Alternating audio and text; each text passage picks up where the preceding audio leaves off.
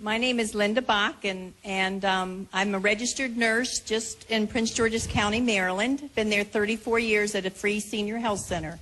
And I'm here with my fellow nurses from SEIU. First of all, thank you for listening to us, because as nurses, we do listen to our patients all the time. We're their advocate. Absolutely. And so we appreciate this opportunity for you to hear from us.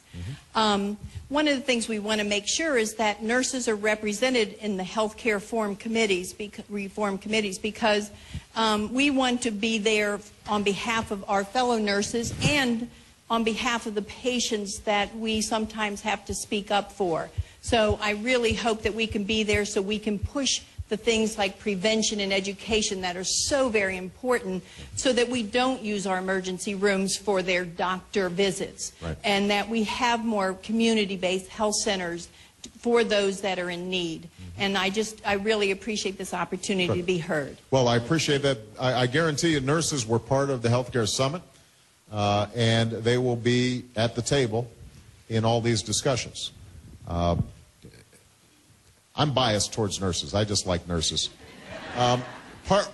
When Michelle and I went in and Malia was being born, the OB-GYN was a close friend of ours, and so was much more attentive than the usual OB-GYN might be.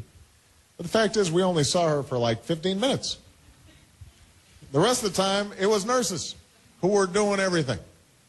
When Sasha, our little precious pea,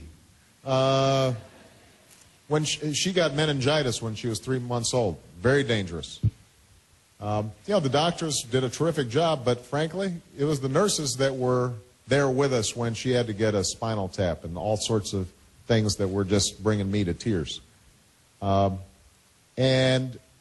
got a problem in this country, which is we have a shortage of nurses. Makes no sense given this unemployment rate.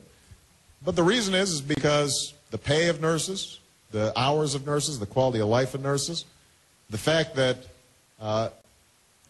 nurse professors are even worse paid than the nurses themselves, so you get these huge bottlenecks in terms of training as many nurses as we want. I mean, all these issues are part of the inefficiency of the healthcare system that has to be fixed.